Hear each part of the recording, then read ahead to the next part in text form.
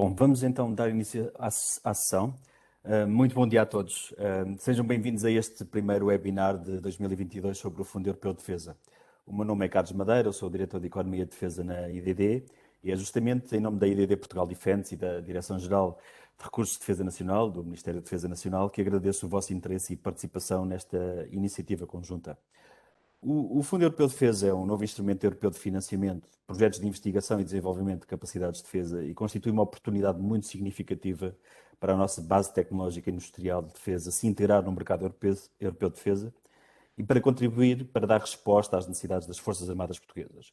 Connosco estão os peritos militares responsáveis pelo Fundo Europeu de Defesa junto do Ministério da Defesa Nacional, o Coronel Francisco Veiga, o Comandante Carlos Monjinho e o Tenente-Coronel Marco Pinto. A apresentação de hoje sobre o FED 2022 será feita por eles e após a sessão da apresentação, abriremos uma sessão de perguntas e respostas em que os nossos peritos militares tentarão esclarecer todas as vossas dúvidas. Solicito aos presentes que mantenham os microfones fechados em mute e que na fase de perguntas e respostas usem o chat para se inscreverem e para colocar as questões. Nós depois faremos a gestão das intervenções por ordem de inscrição. Sem mais delongas, passo a palavra ao Comandante Carlos Monjinho para nos apresentar a equipa do Ministério da Defesa Nacional envolvida aqui no Fundo Europeu de Defesa. Muito bem, bom dia a todos. Julgo que estou a ser ouvido a partir do Ministério da Defesa Nacional, Direção-Geral de Recursos da Defesa Nacional. Bem-vindos, agradeço a vossa presença.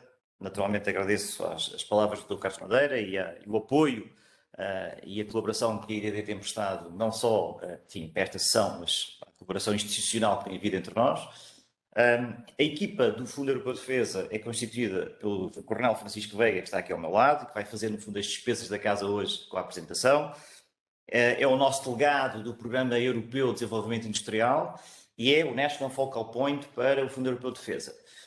Não connosco aqui fisicamente, mas junta-se a partir de casa o Tenente-Coronel Marco Pinto, está agora a dizer adeus, que é o nosso perito em investigação e desenvolvimento. É o nosso R&D POC para a Agência Europeia de Defesa também, e por essa via também tem acompanhado a PADR no âmbito do Fundo Europeu de Defesa. E é também National Focal Point. Eu próprio, Carlos Monjinho, sou o delegado do Fundo Europeu de Defesa do Comitê do Programa, junto da Comissão Europeia, tenho acompanhado o Fundo Europeu de Defesa desde a sua gênese.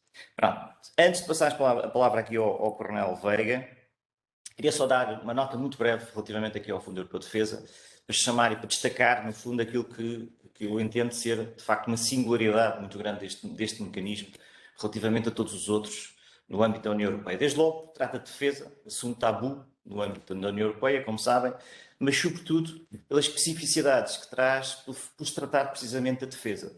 Eu até diria mais que, da realidade, as Forças Armadas e a Defesa acabam por ser os atores omnipresentes em todo o processo do Fundo Europeu de Defesa, desde logo na elaboração do programa de trabalho, os tópicos, os peritos militares.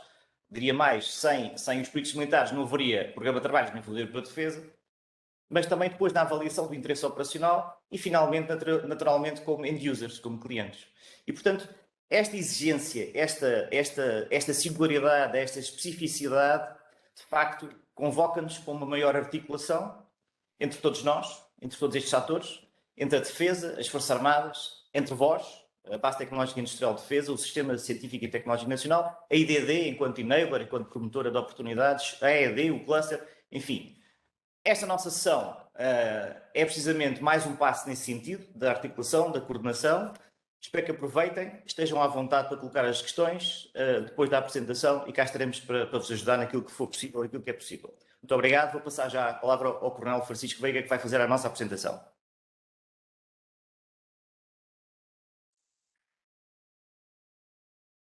Deixa eu partilhar isto, não é? Primeiro. Vou partilhar um ecrã, peço imensa desculpa. Aqui em baixo, não é? Aí. Era este, não é? É o PowerPoint da esquerda. Ok. Penso que já estarão a ver a apresentação. Agora eu só queria ver aqui. Pronto. Vou aqui retirar isto. Só aqui mais um. Já está. Então, bom dia a todos. Coronel Francisco Veiga, aqui da Direção-Geral da Polícia de Defesa Nacional. E tal como o Sr. Comandante Carlos Monjinho já nos apresentou, está perante vós a equipa que coordena de forma genérica o Fundo Europeu de Defesa, o Comandante Carlos Monjinho, portanto, enquanto representante nacional no Comitê do Programa, eu próprio enquanto National Focal Point e o Tenente Coronel Marco Pinto também National Focal Point e também parte do Comitê do Programa. Eu perguntava a todos se me estão a ouvir. Sim, perfeitamente. Obrigado. Neste contexto, e para não perdermos mais tempo, eu propunha-vos a seguinte agenda. Vamos deixar-vos alguns elementos de trabalho para o corrente ano. Como sabemos, está em curso o desenvolvimento do Programa de Trabalhos 2022 e as consequentes calls.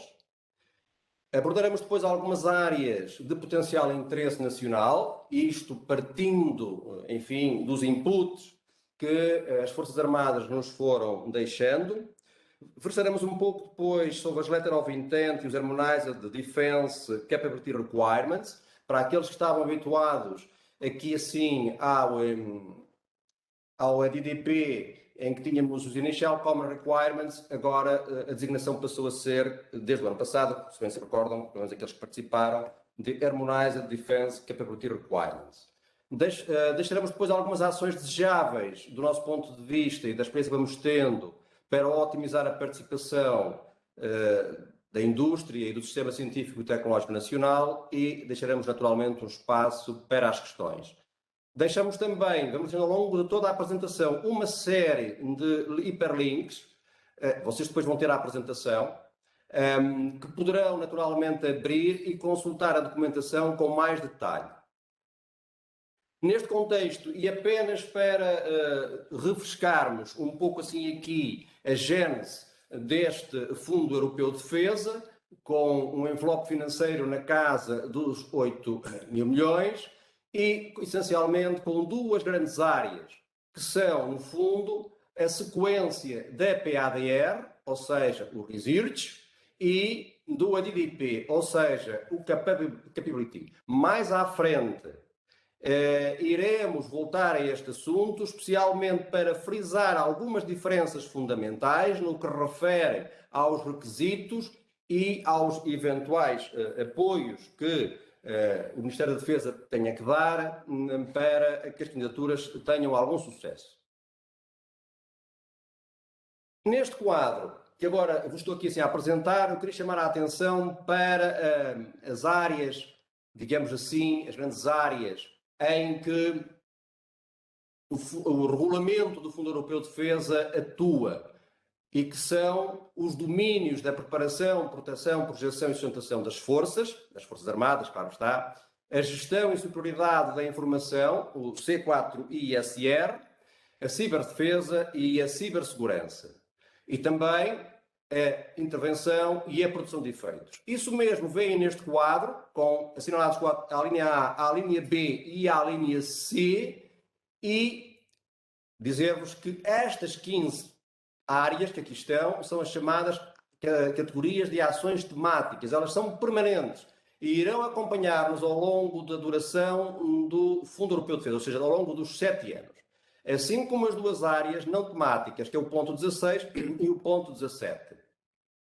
As Disruptive Technologies e as Open Cost. Se repararmos, nós temos assim aqui assinalado já a azul algumas categorias de ações. E as que estão assinaladas já azuis são aquelas em que, dentro das prioridades que as Forças Armadas têm para fazer face às suas lacunas, identificaram para este ano como, digamos assim, áreas de maior interesse. Portanto, esta é uma informação que já vos podemos ir avançando. Ou seja, Information Superiority, Cyber, o espaço, a transformação digital, a energia, os materiais e componentes, o combate naval, o underwater warfare e simulation and training. Claro está que depois, nas tecnologias disruptivas, sabemos que olhando para a documentação do ano passado, e todos já têm acesso, é exatamente igual. Ou seja, o texto das tecnologias disruptivas não vai ser alterado, é o que já lá estava do ano passado. Portanto, para aqueles que tenham intenção de apresentar propostas nessa área, o texto já lá está. As open calls, elas também iremos ver mais à frente, elas vão aparecer tanto na área do research como na área da capacitação, do chamado development. E claro que aqui, assim, um foco especial nas PMEs. Isto como primeira abordagem para o corrente ano. Portanto, vamos nos focar nestas áreas que aqui estão a azul em especial. Isto, claro, está sem embargo de podermos, naturalmente, apresentar propostas noutras áreas. Aqui, assim, eu gostava apenas de nos recordarmos a todos de que tudo isto resulta do Capability Development Priorities, ou seja, tem que estar alinhados com aquilo que em 2018 foi publicado pela EDA e, naturalmente, com base nas propostas de tópicos que os Estados-membros vão enviando e vão sendo discutidos, harmonizados e transformados em calls. Nesse sentido, e para as 15 áreas, ou melhor dizendo, para as 15 categorias de ações temáticas, nós vamos ter, em princípio, atenção que eu estou a dizer, em princípio, o programa não está fechado ainda continua a ser discutido, 19 calls temáticas e 26 tópicos temáticos, repartidos entre o research, que irão estar assinalados com R, e development, que irão aparecer assinalados com D. Exatamente igual àquilo que já aconteceu ano passado. Também, se repararem, nas calls do ano passado, nós tínhamos tópicos assinalados com R e tópicos assinalados com D. Vai acontecer exatamente da mesma forma. Nas duas categorias de ações não temáticas, e também já como fui referindo, nós iremos ter então 4 calls abertas. As calls na área das research para as PMEs, o development, ou a capacitação também para as PMEs e as tecnologias disruptivas. Em curso, desde esta semana, está já o processo de harmonização dos requisitos técnico-militares dos tópicos. Isto quer dizer o quê? Que os peritos militares, e atenção que os peritos militares não sou eu, nem é qualquer membro em si que acompanha o Fundo Europeu de Defesa. Os peritos militares são os nossos camaradas dos ramos das Forças Armadas e do ENFA. Portanto, já estão a trabalhar com os seus, com os seus congêneres dos outros Estados-membros, que manifestaram também maior interesse naquelas categorias de ação que vos apresentei no quadro anterior, e no processo de harmonização dos tais requisitos técnico-militares, dos quais sim sairá então a tal call. Portanto, para vos dizer então que não existe ainda nenhum texto de call. Os requisitos estão agora, neste momento, a ser harmonizados e irão prolongar-se durante as próximas 3 ou 4 semanas. E assim dizendo, posso-vos, contudo, e tal como eu vos acabei de referir, ainda não existem textos, mas existem tópicos. E os tópicos, eu estou-vos agora a iniciar a sua apresentação. Ou seja, dentro daquelas categorias de ações que nós vimos assinaladas, que as tais categorias temáticas, de 1 a 15, que vimos no primeiro quadro, elas vão aqui aparecer escritas em fundo verde. E, subsequentemente, debaixo, o meu ratinho de vez em quando foi, debaixo de cada um dos tópicos, de cada uma das categorias de ações, desculpem, existem tópicos assinalados, como eu ia dizendo, com R ou com D. Bom, estes tópicos vão realmente, e em princípio, poderá haver algum que ainda, no âmbito das negociações, possa não estar ou ser modificado, mas em princípio serão estes que vou aqui mostrando e que estão aqui escritos em letra preta, portanto, debaixo da respectiva categoria da ação, e para os quais, como vos disse, estão a ser harmonizados os requisitos. Portanto, eu irei passá-los de seguida e os novos vocês também os vão lendo. Portanto, na área cyber, no espaço, na digital transformation, na energia, também nos materiais e componentes, no air combat, no ground combat, na proteção da força, naval combat, portanto, underwater, simulação, e finalmente as tais calls, então, não temáticas. As disruptive technologies, em que iremos, essencialmente, ter a oferta na área das componentes for additive camouflage e na área do electromagnetic artillery demonstrator. No fundo, pretende, enfim, ser desenvolvido um novo demonstrador para o lançamento de munições de artilharia, portanto, de médio alcance. Depois, ao nível das open calls, temos uma call aberta na área do research, também com contribuição para as tecnologias disruptivas e, finalmente, essencialmente orientadas para as PMEs.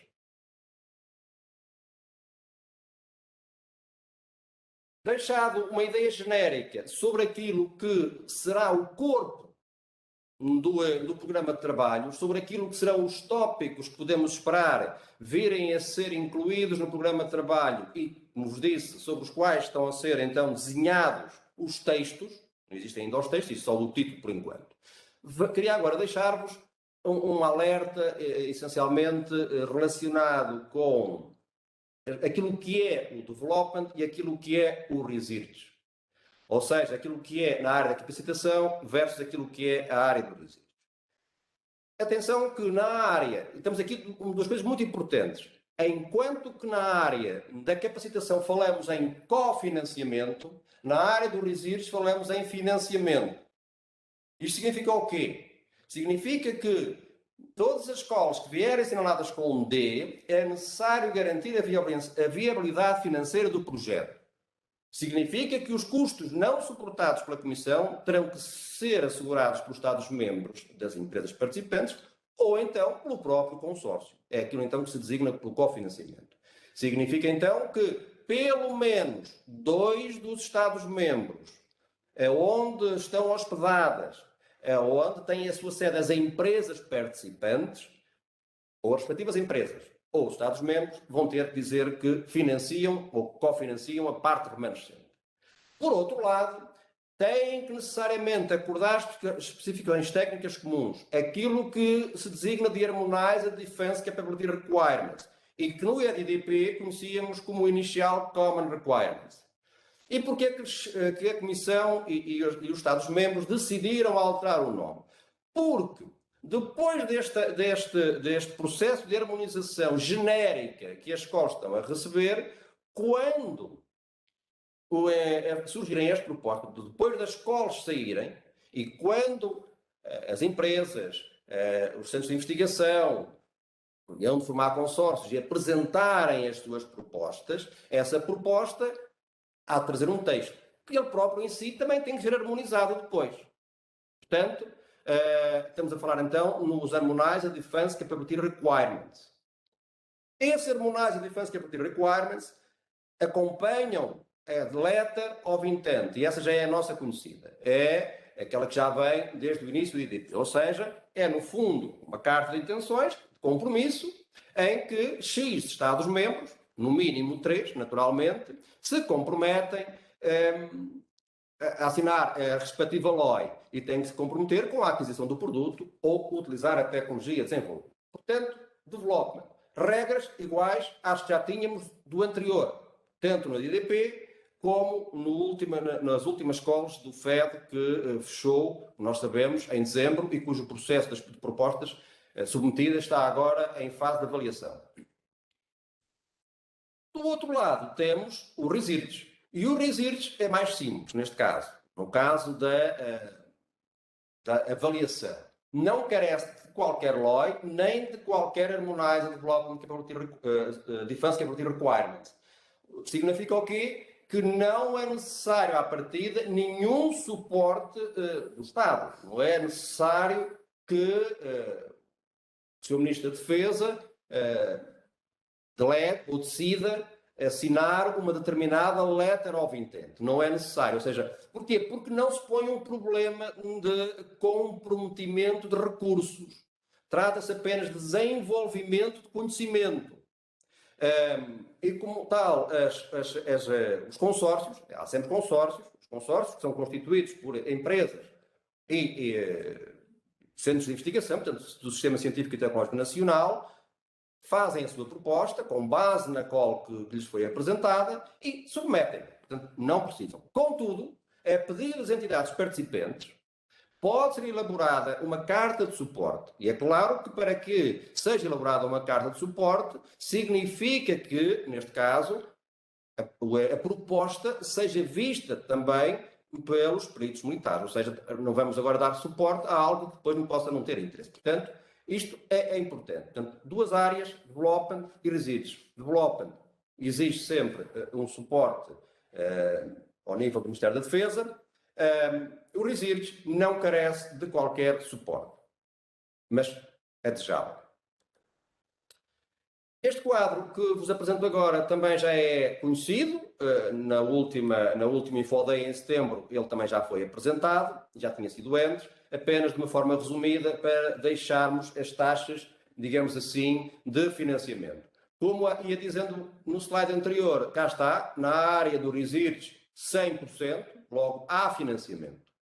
Na área da capacitação não há financiamento. O que há é cofinanciamento. Temos o outro quadro. A área do resilience termina com as ações de design no máximo, ou seja, geram conhecimento, integram conhecimento, fazem estudos e fazem o design. E param ali. Enquanto que o development aplicam-se praticamente todas as atividades, menos o generating knowledge.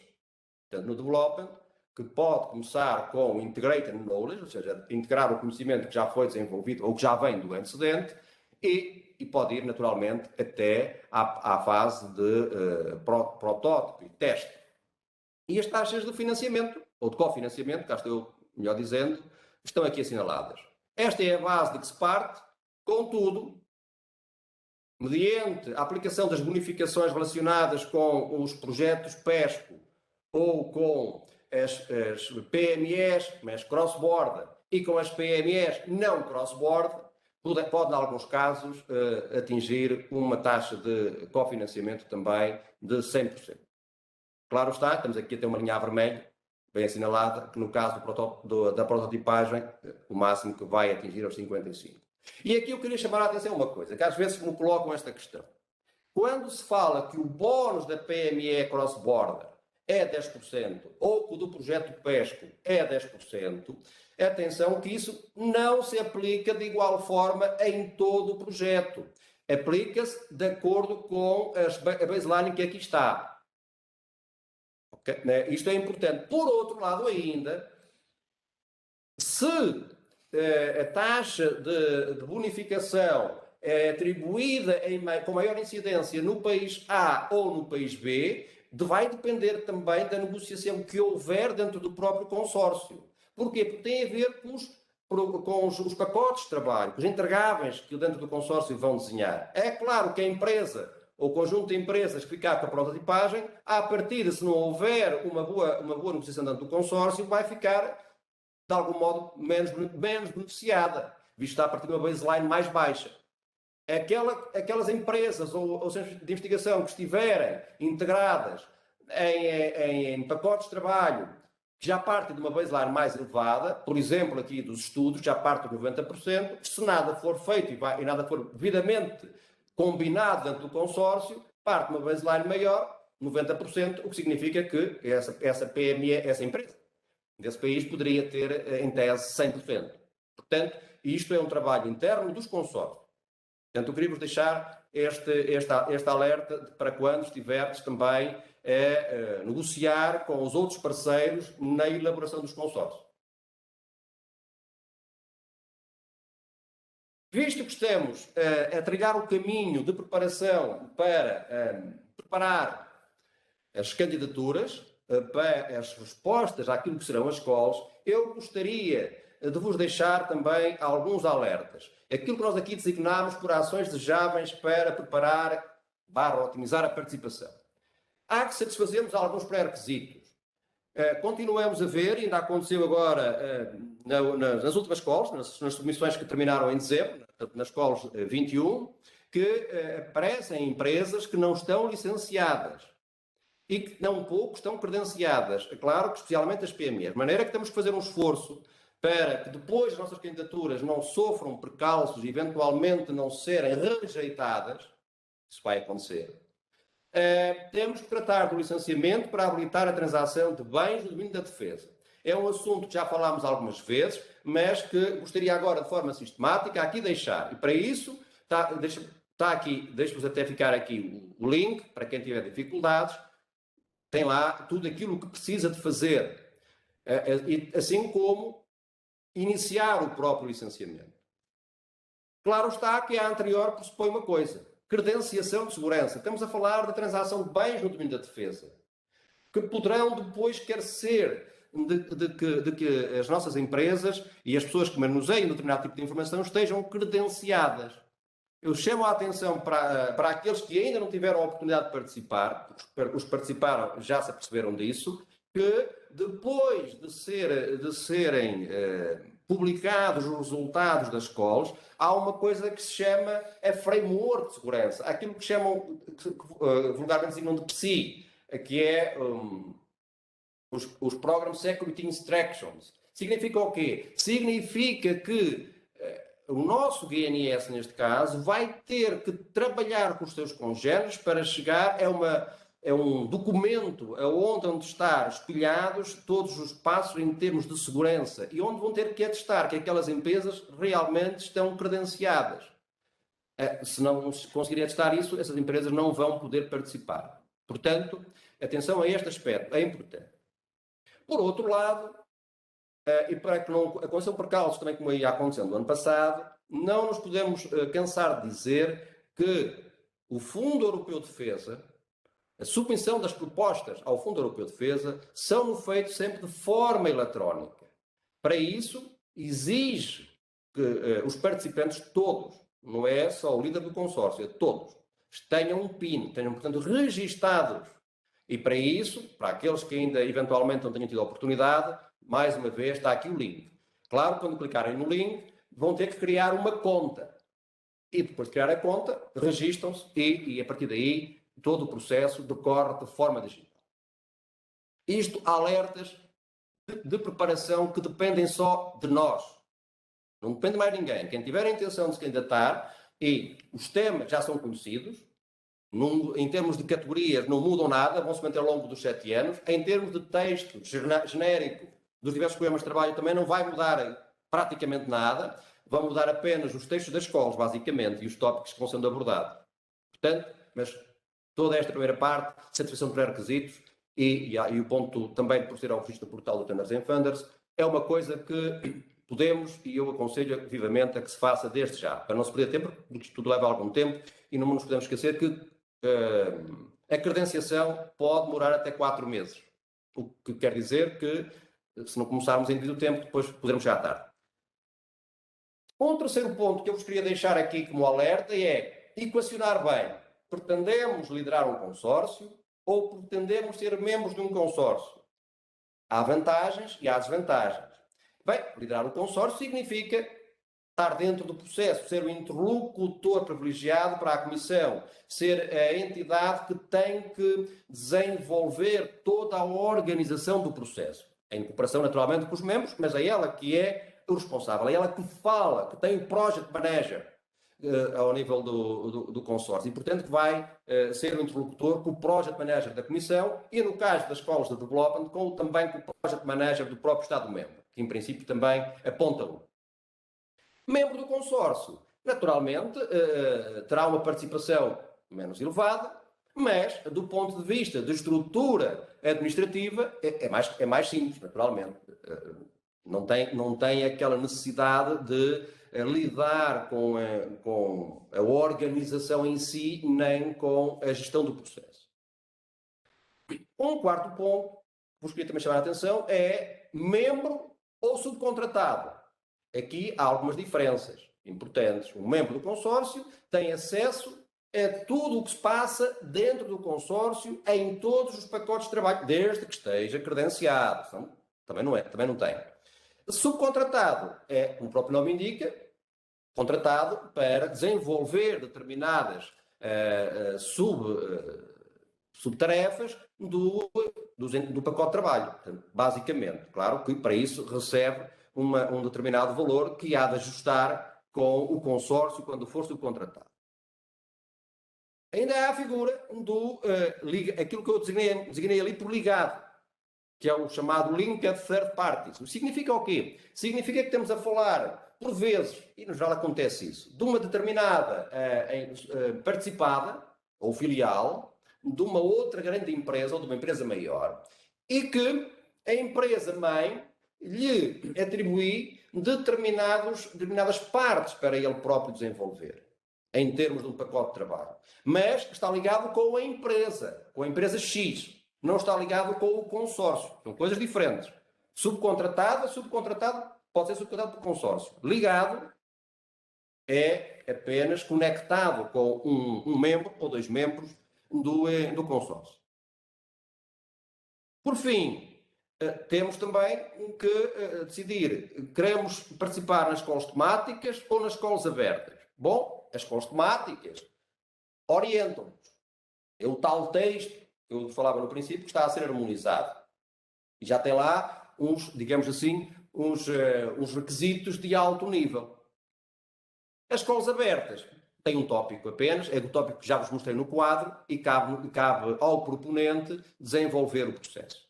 Portanto, são tudo equações que cada uma das empresas e dos centros de investigação vão ter que ponderar. Portanto, eu reporto este slide de importante como ação preparatória.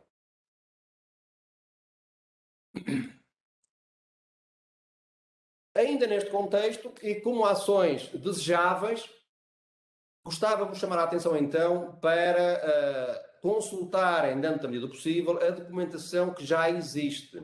Porque, como vos disse, aquela que vai sair não vai ser muito diferente. Reparem aqui, eu já tive cuidado por aqui, se o meu rato deixar, aqui assim, do lado esquerdo, uma imagem do Guide for Applicants. Repara, as escolas foram publicadas em junho. Saiu um Guide for Applicants. E em outubro foi atualizado. Significa que ele vai sendo atualizado quando necessário. O que quero dizer o quê? Que não depende do ciclo da call. Portanto, conselho, por favor, aceder ao site periodicamente e fazer o download da informação. Ver se não há nada de novo. Isso é importante.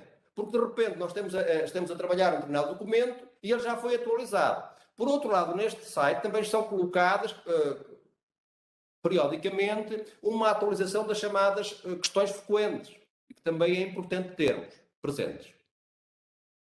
Ok? Portanto, importante. Assim sendo, e porque como o tempo já está a esgotar, eu não quero ultrapassar muito e deixar espaço essencialmente para as questões, queria chamar-vos a atenção para os próximos passos. A adoção do programa de trabalho e a publicação das escolas deverá acontecer no final de maio, tudo indica, é essa a previsão, o que significa que estamos agora em fevereiro e, portanto, temos aqui 3 meses, não era? Março, abril e maio, basicamente, para satisfazer os tais pré-requisitos que eu vos falava há 2 slides atrás. Está bem? Logo a seguir às escolas, e à semelhança do que já vem sendo hábito, tencionemos propor-vos um Infoday nacional. Claramente logo a seguir há o Infoday também como já vai sendo habitual, promovido pela Comissão, pela DG-DFIS. Portanto, a ideia é que nós consigamos, pôr-vos ao corrente o mais cedo possível sobre aquilo que acabou de sair, e para que depois, se algumas dúvidas ficarem, dentro do Infoday com a Comissão, possam ainda ser esclarecidas. Atenção aqui assim. Importante. O apoio institucional da Defesa Nacional, como vos disse, é essencialmente importante no que refere às calls de capacitação. Este quadro também já é nosso conhecido. Portanto, o mais cedo possível, depois das calls saírem, e aqueles que tenham interesse, devem se submeter, assim aqui, à defesa, a sua proposta, para que possa ser avaliada pelas Forças Armadas. Porque, em tese, os projetos podem podem ser importantes para a defesa, pode haver fonte de financiamento, pode não haver quem os desenvolva. E se não há quem os desenvolva, também não há projeto. Temos que ir à aquisição no mercado internacional tal e qual aqui está. Mas também pode acontecer que haja uma necessidade, portanto, projeto, mas não há fonte de financiamento, mas haja indústria. Então, neste caso, temos um problema. Não temos capacidade financeira, poderá haver contribuição in kind ou industrial por parte das Forças Armadas e uma possível participação na cadeia de valor dos projetos PESC e depois FED. Por outro lado, permite à própria indústria desenvolver a sua cadeia de conhecimento em correlação com os outros membros dos consórcios. E pode acontecer que nem haja propriamente interesse das Forças Armadas, nem haja fonte de financiamento. Mesmo assim, a indústria pode continuar naturalmente a participar. Neste caso, enfim, em princípio, poderá ter uma carta de conforto, mas terá que suportar as despesas. O ideal é que tudo se conjugue. Há interesse operacional, do ponto de vista do desenvolvimento de capacidades militares, há fonte de financiamento para assegurar o tal cofinanciamento e há sistema científico e tecnológico nacional e indústria para o desenvolver. Então aqui, em princípio, teremos naturalmente a LOI e os GCRs claramente assegurados e, portanto, a participação também assegurada. O formulário, como também já vai sendo conhecido, está disponível no site da IDD, agora o rato não vai, mas depois só clicar aqui e ele iria-vos aparecer. Eu não vou fazer porque depois não vai aparecer do vosso lado, devido à partilha da ecrã, mas depois vocês, como vão ter a apresentação, podem naturalmente ir a fazê-lo. Assim sendo, para complementar a nossa abordagem, deixávamos alguma informação ainda aqui assim para poderem consultar. Quando clicarem aqui, vão aceder a um vídeo que demonstra como é que todo o processo de inscrição e de submissão das escolas vai acontecer. Portanto, este é um vídeo que está naturalmente aqui, está aqui o link, mas é este também o link, é o mesmo. Okay? É como utilizar o IT. Mais uma vez, chama a atenção ao registro no portal. Também a consulta da documentação e das FAC. É aqui. Então, frisando novamente, usar o IT. E depois também consultar a informação que já está disponível desde o ano passado. Aliás, um trabalho importante que a IDD fez, e como vos disse, portanto, está lá o formulário, mas também está lá a informação das escolas anteriores e que não vai ser muito diferente. É importante fazer uma autoavaliação para as PMEs. É mesmo PME ou não é PME? Podemos começar por aqui, para fazer uma autoavaliação. Está bem? Pronto. Isto é links que vos deixo para que melhor nos possamos orientar neste contexto da preparação para as escolas. E com isto, eu termino a minha apresentação e tanto eu, como o Comandante Carlos Monjinho, como o Tenente-Coronel Marco Pinto, estamos disponíveis naturalmente para as questões que entendam por bem fazer. Os formulários, também como já vai sendo referido em apresentações anteriores, deve ser enviado para aqui, para este endereço de e-mail, fed.cols@defesa.pt. Obrigado. Muito obrigado, Sr. Coronel Veiga, pela sua detalhada apresentação.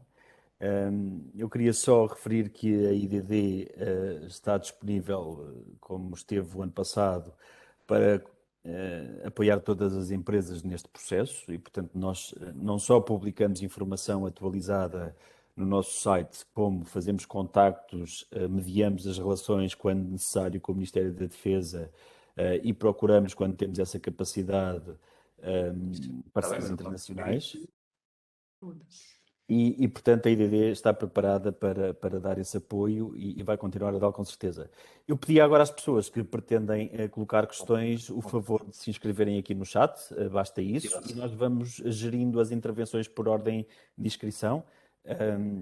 Desafio a primeira pergunta dentro dos nossos participantes, quem tem dúvidas? Já agora, bom dia a todos. Aqui o José Neves pergunta se pode Fazer uma questão. aqui uma questão por vós. Claro que sim. Ok, muito bom dia. Em primeiro lugar, agradecimento à IDD e que a excelente apresentação, mais uma vez, do Subtenente Coronel Veiga. Sublinho um pouco as palavras também do Comandante Carlos Monjinho, que disse a importância do diálogo, da articulação e coordenação, é mesmo isto que acho que é muito importante, entre a IDD, o DGRDN e, naturalmente, entre o cluster e as empresas e o tecido industrial e as universidades também. Acho que é importante essa coordenação. Nós tentamos fazer a mesma coordenação dentro da IDD, dentro das comissões setoriais, para também sabermos, muitas vezes com alguma antecipação, qual é o interesse das empresas em alguns tópicos em particular, e se têm dúvidas também tentamos sempre falar com vocês IDD e com o Sr. Coronel Veiga e o Sr. Comandante Carlos Monjinho. Eu tenho aqui duas questões, eu peço desculpa, a meio eu fico literalmente sem internet, provavelmente alguns têm o mesmo problema que eu, portanto eu não sei se o Sr. Tenente Coronel Veiga tocou um assunto que nós discutimos o ano passado e não sei se evoluiu, portanto eu não sei mesmo o que é que poderá ser aqui, portanto eu tenho duas questões. Então, primeira, o ano passado discutimos aqui um pouco a questão dos custos indiretos. Flat rates, não era flat rates, em Portugal se poderia criar uma entidade que poderia supervisionar os custos indiretos das empresas. Eu não sei se mencionou isso ou não, porque eu literalmente fiquei durante 5 minutos sem ver nada e sem ouvir. Portanto, se mencionou, peço por estar a fazer, porque senão, para saber se houve alguma evolução, tanto a nível nacional como a nível europeu.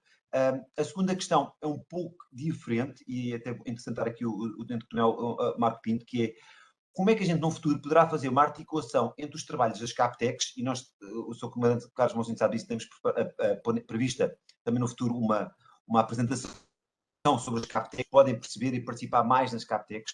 Como é que a gente pode fazer essa articulação entre o trabalho das CAPTECs e o que mais ajudante poderá surgir em calls do EDF? Porque algumas empresas, nomeadamente, por exemplo, a GMV, está envolvida, pelo menos numa CAPTEC, e alguns projetos poderiam caminhar no futuro para uma call, mas tinham que ser naturalmente bem estruturados a nível nacional e com os outros parceiros. Isso é possível, isso ou não, e como é que esse processo poderá ser feito? São estas as duas questões. Muito obrigado.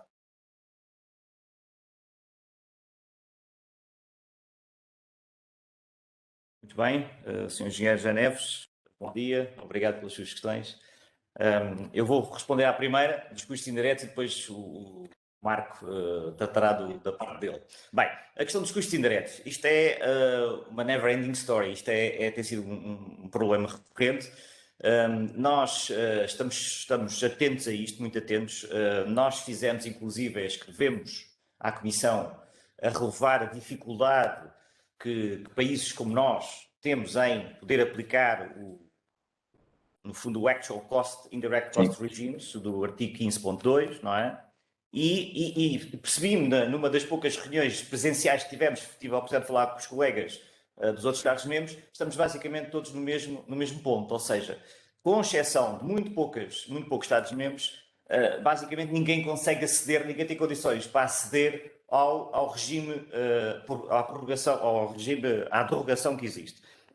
Também tenho de dizer o seguinte, que foi uma informação recolhida há muito pouco tempo, e porque eu estava preocupado com isto e perceber-se de facto qual era o impacto que isto tinha do ponto de vista da desigualdade entre os Estados-membros. E ficámos a saber que, isto são informações muito recentes, portanto há uma primeira avaliação das escolas do FED 21, feito pela Comissão, temos cerca de 1.111 entidades no seu total, portanto houve um grande sucesso do ponto de vista da submissão de candidaturas, portanto mais de 1.100 de entidades, e dessas 1.100, só para ter ideia, não é mais do que 50 que conseguiram e que pediram para utilizar esta derrogação.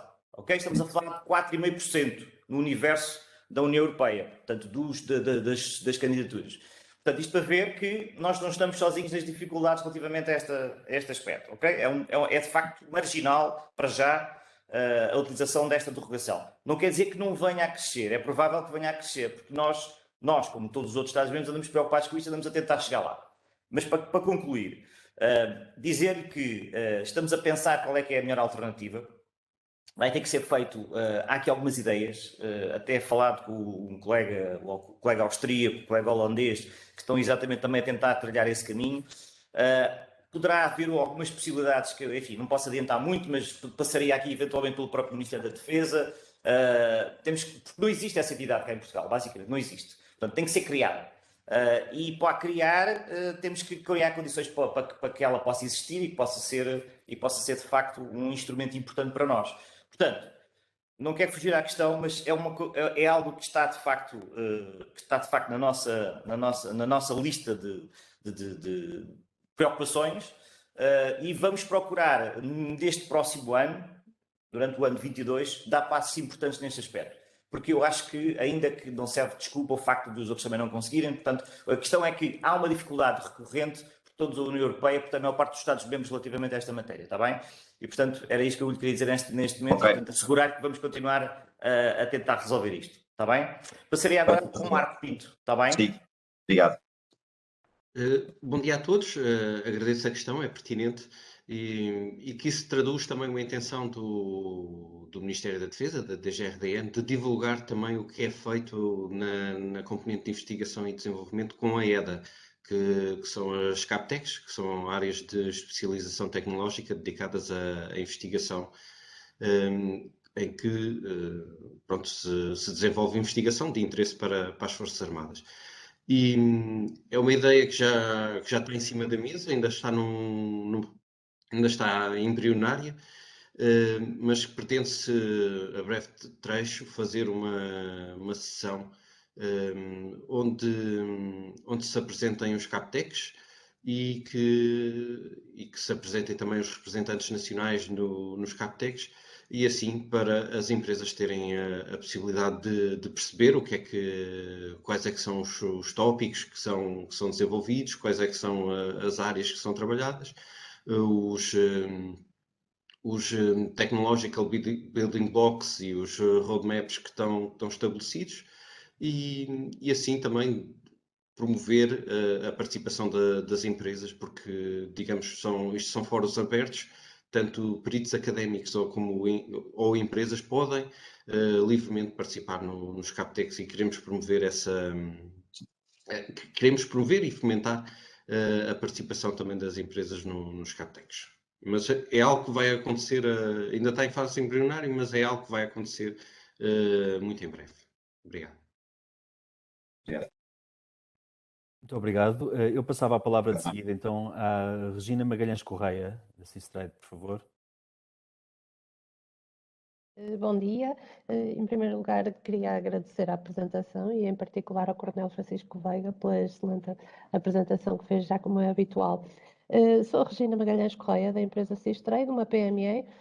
Eu desejava saber se existe alguma área ou algum portal onde nós possamos, no fundo, manifestar o interesse e a disponibilidade quer para as calls temáticas, quer para as open call, para a participação nas mesmas.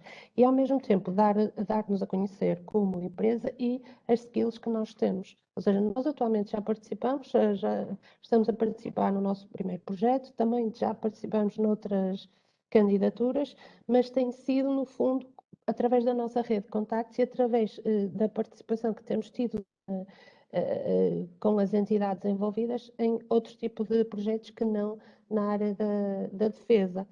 Mas, obviamente, que queríamos alargar o nosso network e dar a conhecer a Cistrade também como player nesta área.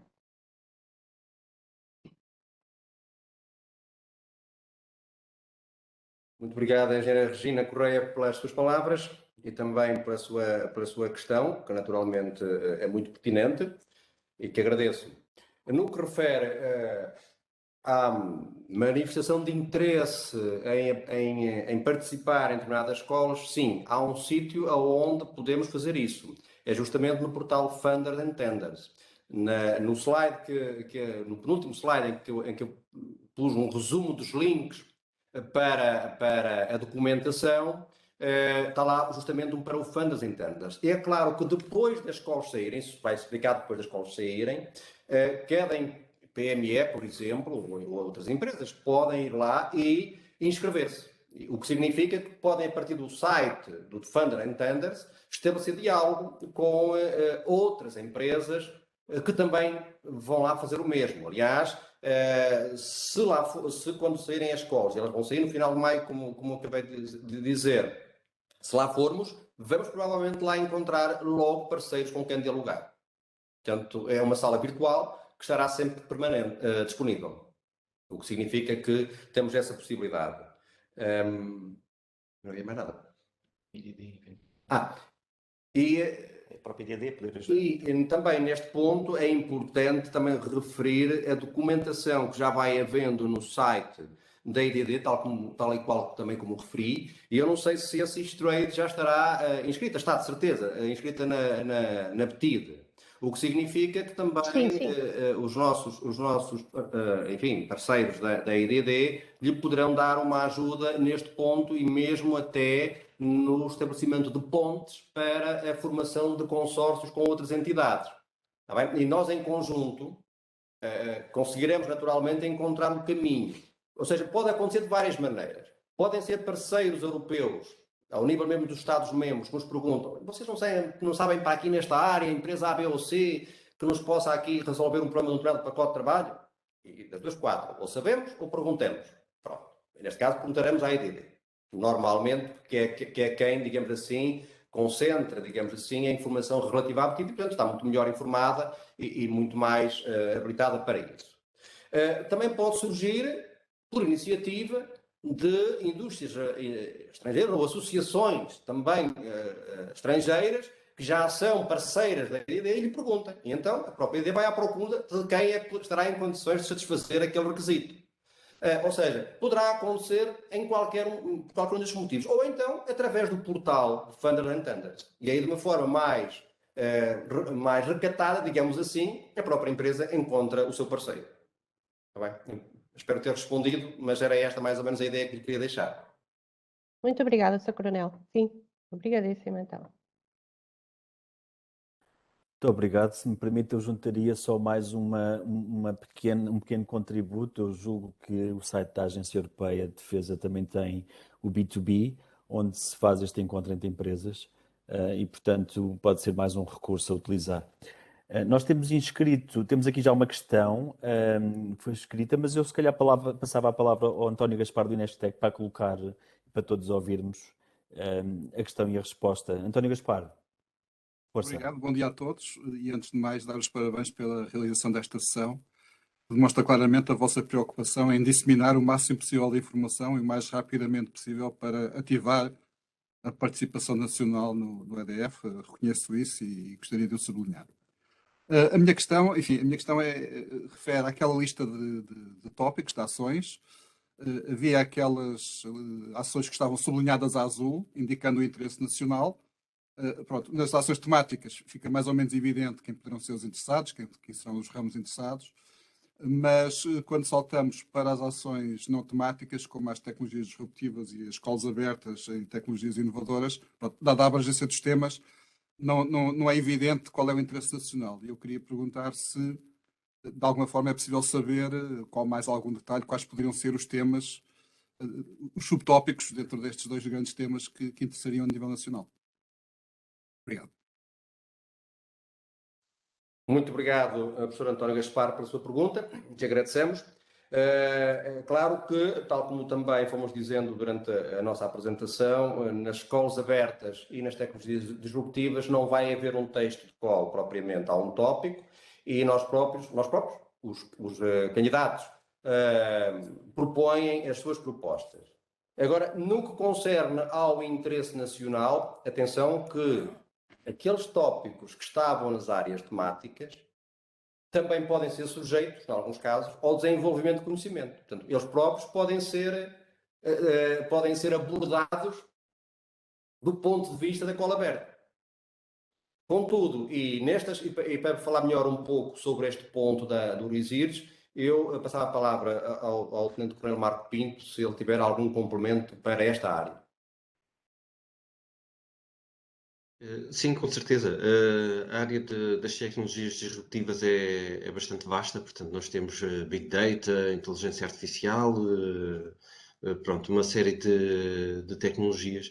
E o que, digamos, o cruzamento daquilo que é de interesse para as Forças Armadas, nós temos digamos, há projetos que são estratégicos para as Forças Armadas, e acho que já, pronto, muitos de vós conhecem, mas se for necessário, esta informação pode ser apontada outra vez. Temos, por exemplo, o Soldado do Futuro, temos, por exemplo, a área da cibersegurança, e quando há cruzamento dessas áreas que são cruciais para as Forças Armadas com as tecnologias disruptivas, sim, então aí tem interesse para nós. Se não houver esse cruzamento direto, provavelmente o interesse não será tão explícito. Mas, por exemplo, Big Data, inteligência artificial que possa estar ligada à cibersegurança, new materials que possam estar ligados ao desenvolvimento de equipamentos de proteção para o soldado de futuro e materiais, sim, esses assim de cabeça são aqueles que nós podemos apontar como interessantes. Não obstante, podemos fazer se calhar uma visão ao contrário, pegar nas tecnologias disruptivas e assinalar aquelas que têm mais interesse e que para as Forças Armadas. Isso é um exercício também podemos fazer. Obrigado. Depois também podemos divulgar, obviamente. Obrigado. Muito obrigado. Neste momento não vejo aqui mais nenhuma inscrição para questões, mas pergunto se existe mais alguma dúvida entre os participantes.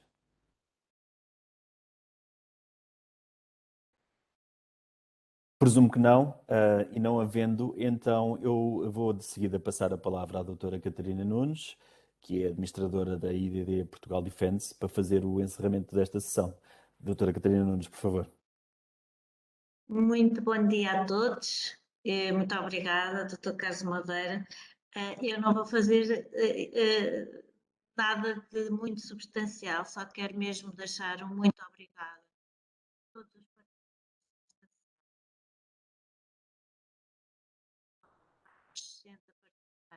participantes. Eu peço desculpa interromper, doutora Catarina. Neste momento deixámos de a ouvir, ou pelo menos passámos a ouvir muito mais baixinho.